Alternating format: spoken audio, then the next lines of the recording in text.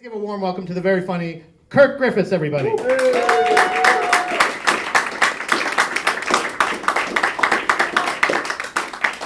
my gosh, how you guys doing? Oh yeah, my name's Kirk Griffiths. You can catch me on these streets. Yes, you can catch me if you're wondering. Oh my goodness.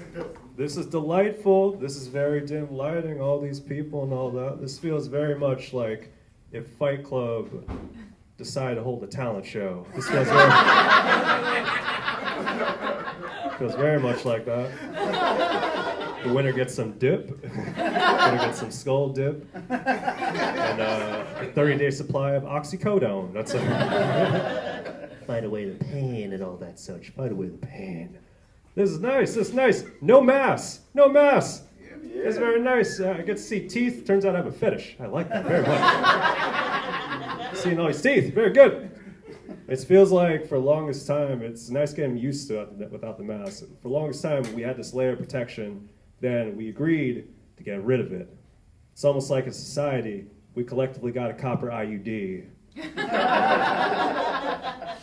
And we just been raw dogging it left and right ever since. Just shooting the club up. Shooting the club up.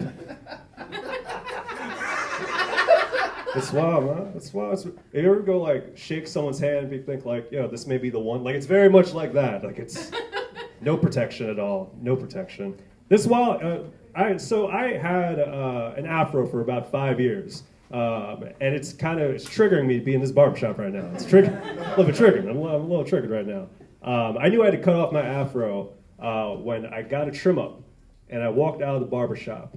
And this woman, she sees me across the street. And she yells out, no joke, she yells out, "Hey, nice bush." Exactly. I was like, "Excuse me, miss, what was that? What you just say?" She said, "Your hair, nice bush." She could have framed it differently. In her defense, I was wearing a G-string. That's on me. Accountability, you gotta have accountability from this world. And that's why I take accountability on. What's up, Papa, man? My name's Kirk. I'm originally from the Bronx, New York. Yeah. Yeah. You know what it is? Yeah. Well, we got no Latin kings in the room? I got my 9 on me right now. I don't have my 9 on me right now. I left my 9 in the car. Knew that I could get my 9 and bring it into the barbershop. Guys, I don't own a 9. Humorous falsehoods. Originally from the Bronx, and I went to school not far from here in Kutztown, Pennsylvania, Kutztown University. Yeah, shout out to the Amish. Yeah, very good. Kutztown, Pennsylvania, Bronx, New York. Some of you may have guessed it. They're different. They're different places on a map. Kutztown, Pennsylvania, man. It's one of the few places where a guy like me was perceived as a threat. And I want to tell you, it's empowering. It's empowering to be perceived as a threat. I feel like some of you guys may know it's all tattooed up and all that stuff. Did everyone ever perceive you as threats because you have the tattoos and all that? Yeah, the first 3 comics. Yeah. I saw that. I can relate, man. I can relate. I bet you guys aren't very threatening people, though. You're probably very kind, and you like to cuddle and be the small spoons and all that stuff. Yeah, that looked adorable. Oh my goodness. Shout out to homosexual relationships. They're very good. Very good. Yes. I put my fist in the turkey. That's not how those relationships work. I rescind that comment for those of you recording. I really did go to Kutztown University. I got a degree in communication studies, so I work at Rite Aid.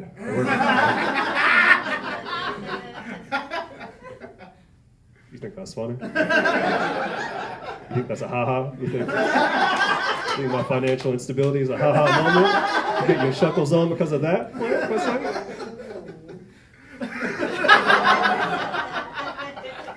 It's a joke. Ha-ha. Joke. 4-year degree, I work at CBS. And It makes sense. I look at my student loans. I'm like, man, this is a long receipt. This is very fitting for that. This is very fitting for that, man. I was going down the aisles, man. I saw some. I'm always curious to ask a room full of people, particularly when I'm in a barbershop, their take on this. How do you guys feel, yes or no, about bug spray? How do you guys feel about bug spray? Thumbs up. You guys feeling good about the bug spray and all that stuff? My man over here, you feeling a little indifferent about the bug spray. Yeah, I mean, I don't know. It could help, it could hurt. I don't know. That is the definition of indifferent. That's it. Thank you for breaking it down further. Yo, I know you're not a threat. I'm gonna talk my shit to you, player. No, I'm with you, actually. I'm with you. I'm indifferent to bug spray. I treat bug spray the way middle-aged moms treat marijuana. Like, I'll never buy it myself, but if it's around... Exactly. Like, I'll walk past my nephew's bedroom. I'll be like, hey, is that bug spray I smell in there? Let me get a hit of that real quick. Obviously not a lot, just enough to help me relax. It's on vacation. I'm trying to chill out. Boy, these mosquitoes and all that, man. Boy, these mosquitoes. How do you guys feel about nostalgia? How do you guys feel about nostalgia? Yeah, the Golden Girls, the Pogs.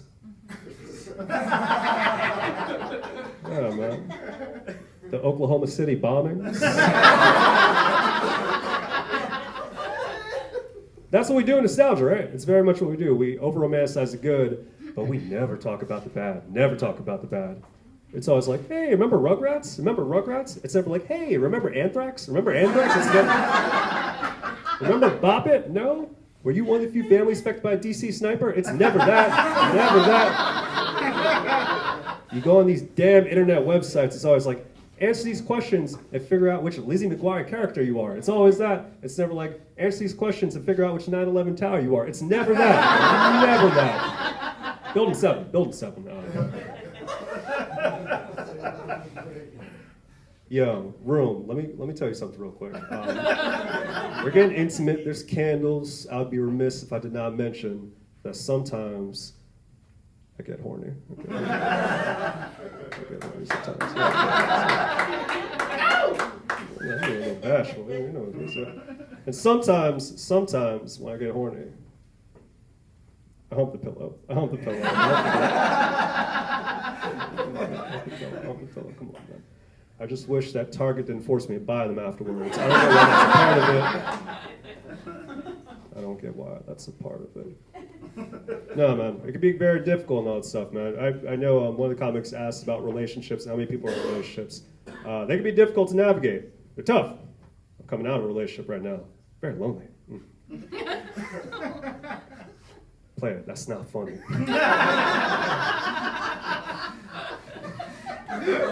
It's not funny. It's not funny.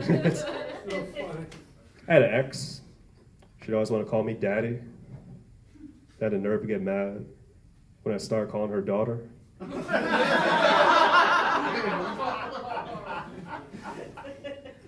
Role play. Is that not what we're doing? She'd be like, you gonna spank me, daddy? You gonna spank me? And I'd be like, well, I don't know, daughter. Did you clean your room? Because you clean your room, there's absolutely no reason to spank you. In fact, someone did pretty good in their report card this month. I meant to take to the candy shop instead. She'd be like, come on, Kirk, you're being weird. I'd be like, hey, what did I tell you about calling your father by his first name? What did I tell you about that? Not this household princess. Go in your room if I tell your mother. Parenting's very hard. Parenting's very difficult. That's what I'm trying to get at. You take the good, you take the bad, you take them both, and there you have. The facts of life. That's what I'm talking about. That is what I'm talking about. Yeah. I know there's a little generational difference. Some of you, how old do you guys think I am? 42. He knows the facts of life, so he can't be 20. Yeah. 45. My man's right over there, man. Yeah, I'm 78. I'm 78 years old. I have 46 children. Shout out to my oldest, Gilligan. And my youngest, Isadora. Where am I? Holy shit. All right, center stage. Made it back center stage. Oh my goodness. Oh my goodness. Quick question. You guys like racism?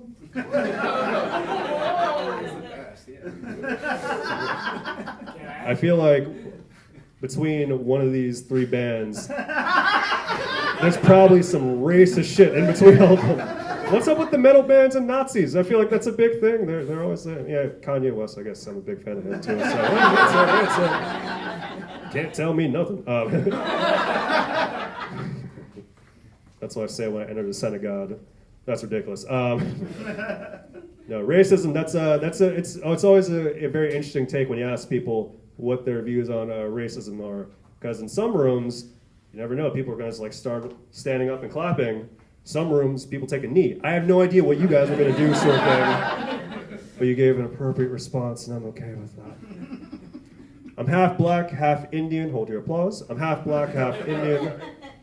Sometimes, when I tell people that I'm half Indian, they'll give me one of these. Are you this type of Indian or this type of Indian? This type of Indian or this type of Indian? And sometimes, I just have to respond, hey, I'm the type of Indian that's walking away from this conversation. Now please give me my change. No, I don't want any fries. This is the worst Arby's experience I had all month. Why do I keep coming back? Curly fries over cultural pride, that's what I say in my household. I'll be selling merch after this, don't worry. Get your bumper stickers.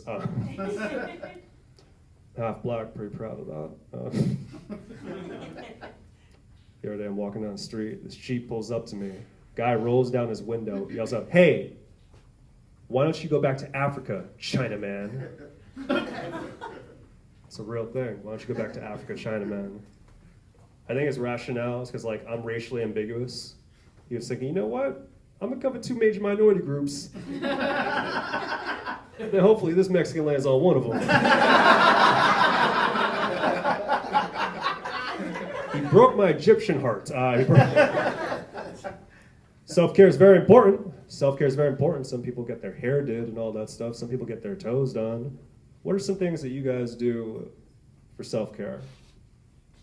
I mean, this is a barbershop, so we already covered the hair. Days off. Yeah.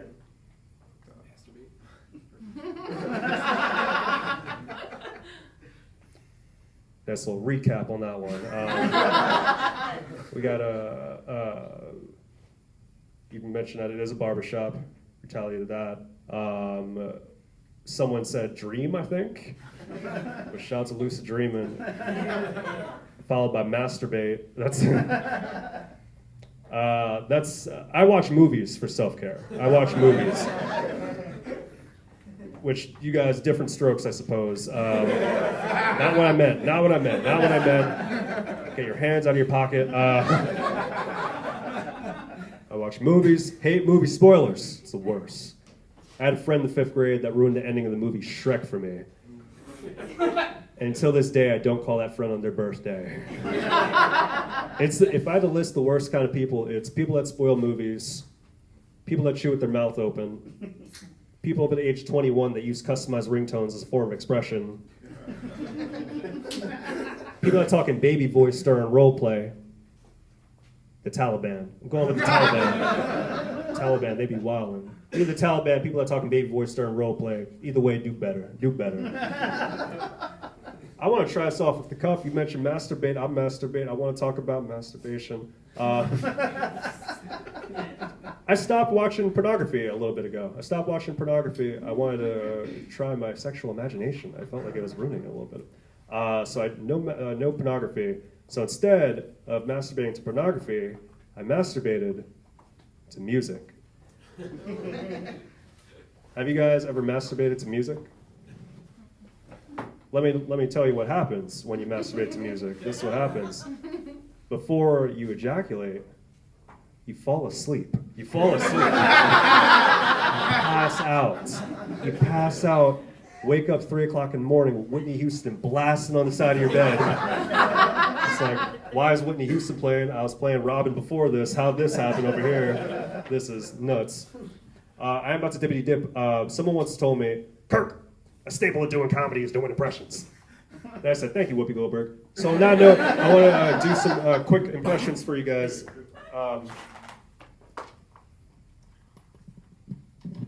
Manti, he had mentioned hip hop earlier.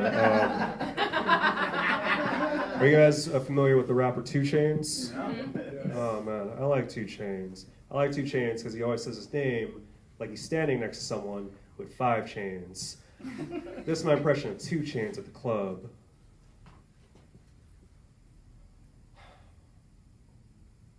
Two Chainz. This next impression. This next impression is if Kidz Bop was released during the height of Shania Twain's career. If Kidz Bop was released during the height of Shania Twain's career. So you ate a caterpillar. That don't. This next impression.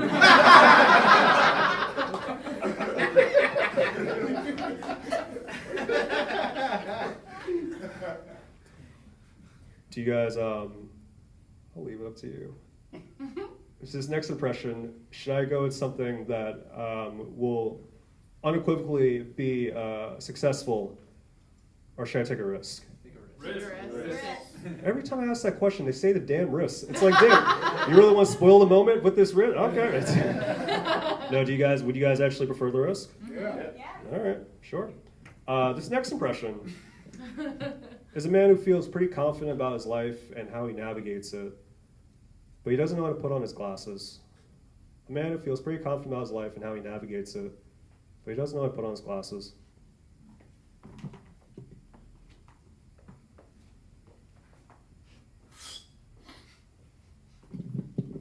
Yeah.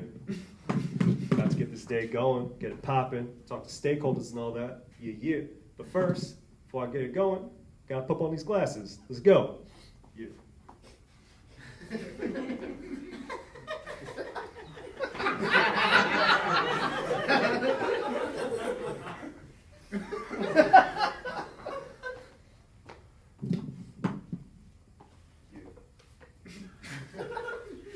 Flip, dude.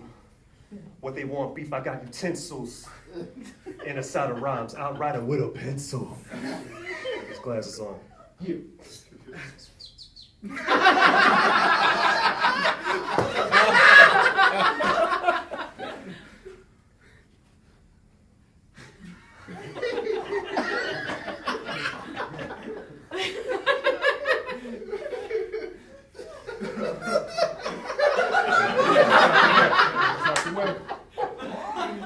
I be high as shit. I might as well fly to this. Rich with the cream every day, that's psoriasis.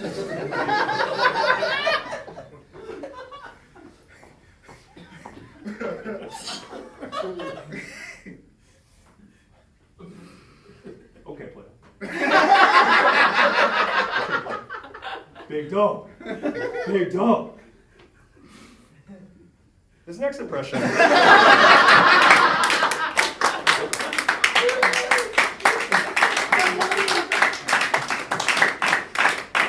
Shut up.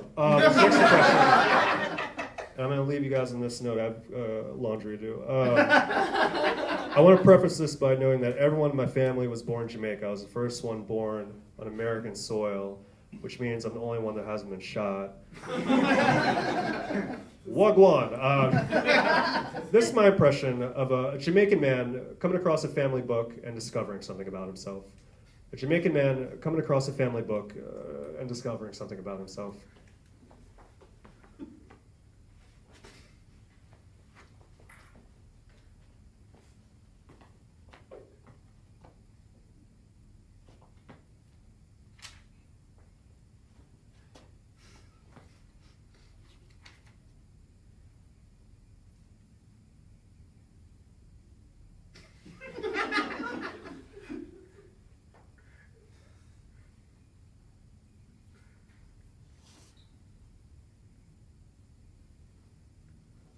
I can't read.